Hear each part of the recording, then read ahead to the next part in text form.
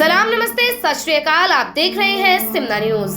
15 अगस्त यानी कि यौम आजादी का दिन पूरे देश के भारतीयों के लिए बेहद खास है, लेकिन ये देखा गया है कि इस दिन के जश्न को मनाने के लिए जितने खुश गैर मुस्लिम दिखाई देते हैं, उतने खुश मुसलमान दिखाई नहीं देते।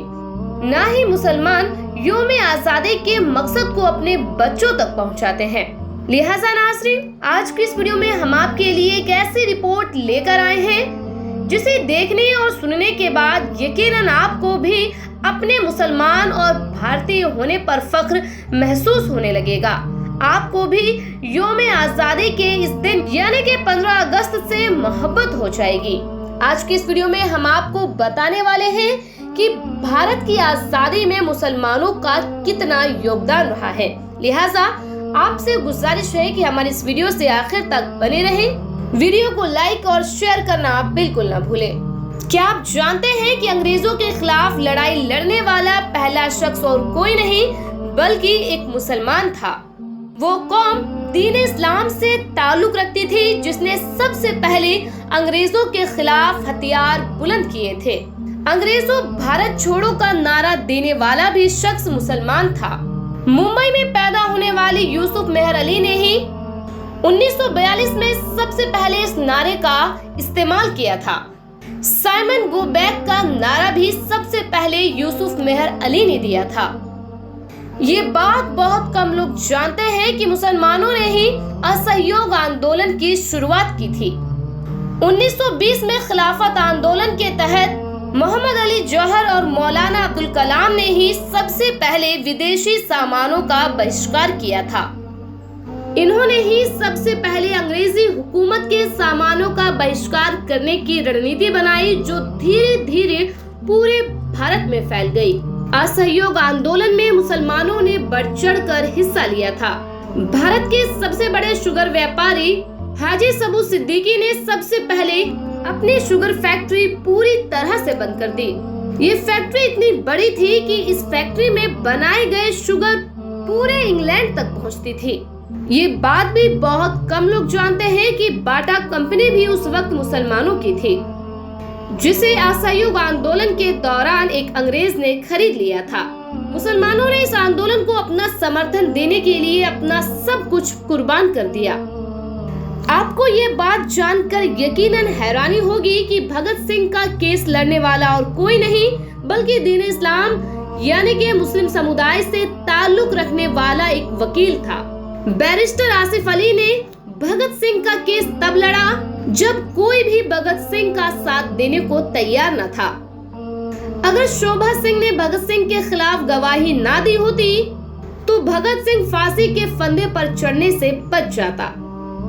इनकलाब जिंदाबाद का नारा देने वाले भी हजरत मोहानी थे, जिनका ताल्लुक भी दीन इस्लाम यानी मुस्लिम समुदाय से था।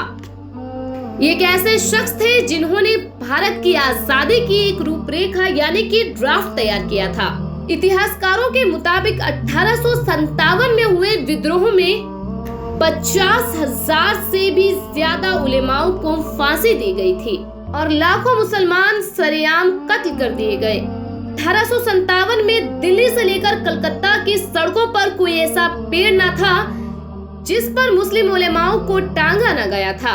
मुसलमानों ने ही भारत की आजादी के लिए पहली जंग लड़ी। मैसूर के सुल्तान हैदर अली और उसके बेटे टीपू सुल्तान ने ही भारत की आजादी के लिए शहादत के जाम को नोश किया। मशहूर क्रांतिकारी अशफाकुल्लाह खान सबसे कम उम्र में फांसी पाने वाले भारत के पहले व्यक्ति थे। औरंगजेब के शासनकाल में ब्रिटिश हुकूमत यानी कि अंग्रेज कभी भारत में दाखिल ना हो सके थे। ये बात भी बहुत कम लोग जानते हैं कि जय हिंद का नारा भी आबिद हसन सफानी यानी कि एक मुसलमान ने दिया था। ये नारा आज भी हमारे देश में सम्मान पूर्वक इस्तेमाल किया जाता है। वहीं भारत के तिरंगे को बनाने वाली सुरैया तैयबा भी एक मुसलमान थी। इन्होंने ही भारत के तिरंगे को आज का यह रूप दिया था। हैदराबाद की सुरैया तैयबा ने जो तिरंगा तैयार किया था वह आज तक भारत की आन बान और शान है। कानपुर में पैदा होने वाले अजीमुल्लाह खान ने ही मादरे वतन भारत की जय का नारा दिया था, जिसे बाद में कुछ फिरका परस्त लोगों ने जोड़कर भारत माता की जय में तब्दील कर दिया। आपको यह भी जानकर हैरानी होगी कि भारत का पहला राष्ट्रीय गीत भी अजीमुल्लाह खान ने ही लिखा था। बहुत कम लोग ये जानते हैं कि देवबंद की स्थापना अंग्रेजों को भारत से निकाल फेंकने के लिए ही किया गया था। इस मदरसे का मकसद देश में ऐसे नौजवानों को पैदा करना था जो भारत की आजादी के लिए अपना योगदान दे सके। रेशमी रुमाल आंदोलन की शुरुआत करने वाले मौलाना महमूदुल हसन और मौलाना उबैदुल्ला सिंधी दोनों ही दारुल उलूम देवबंद के ही छात्र थे। मौलाना उबैदुल्ला सिंधी ने सुभाष चंद्र बोस के साथ मिलकर भारत की पहली अस्थायी सरकार की स्थापना की थी और यह भारत के पहले गृह मंत्री भी बने थे। आपको यह जानकर शायद हैरानी होगी कि मौलाना महमूदुल हसन ने ही 1920 में गांधी को महात्मा का लक़ब दिया था। उनका ये नाम इतना मशहूर हुआ कि गांधी पूरी दुनिया में महात्मा के नाम से जाने जाते हैं।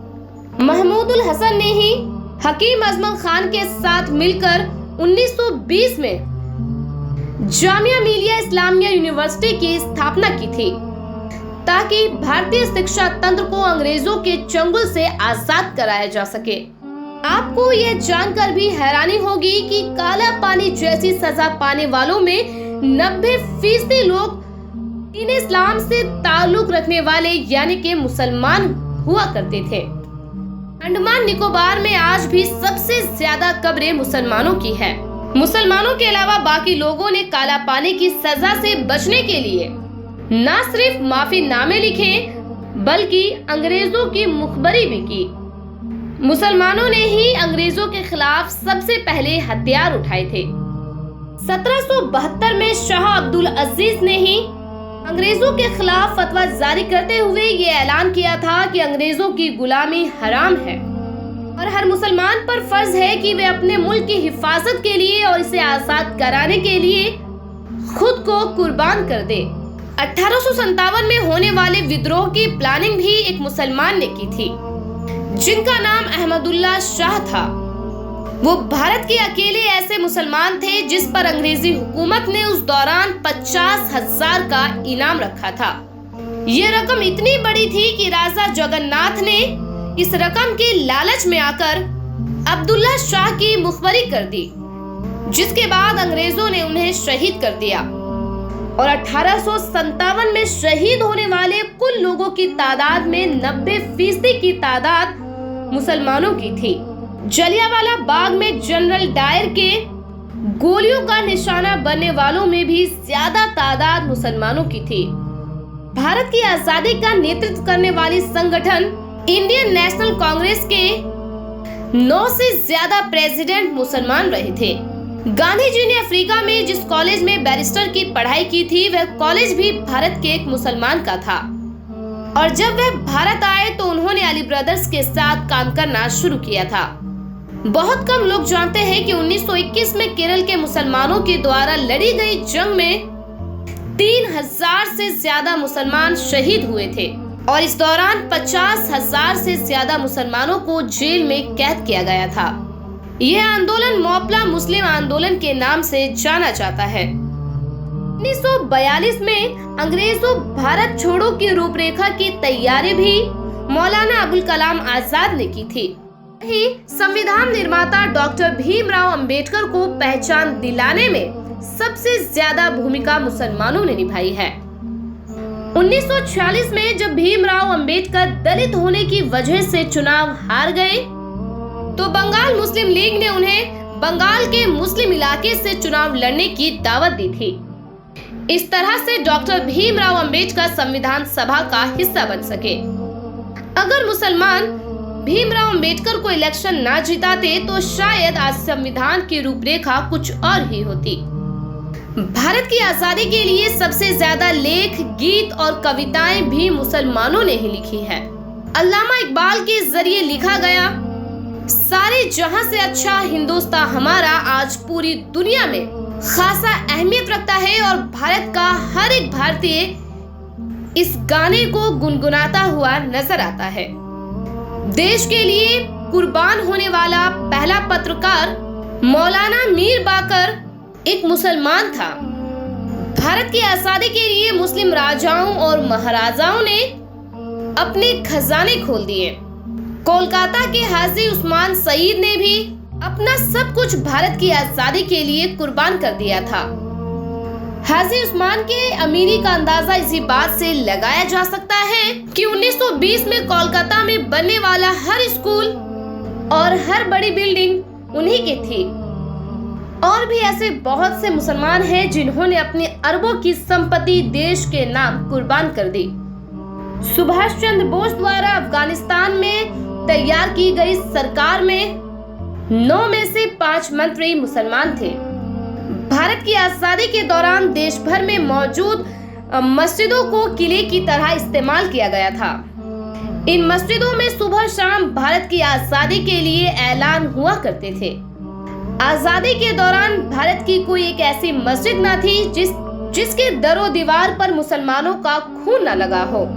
इन सब के अलावा ऐसे करोड़ों मुसलमान हैं जिन्होंने भारत की आजादी के लिए अपना सब कुछ कुर्बान कर दिया।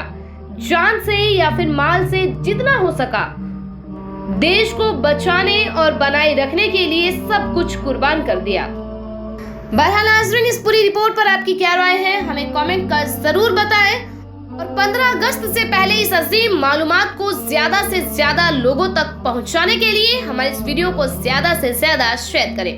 खुदा हाफिज।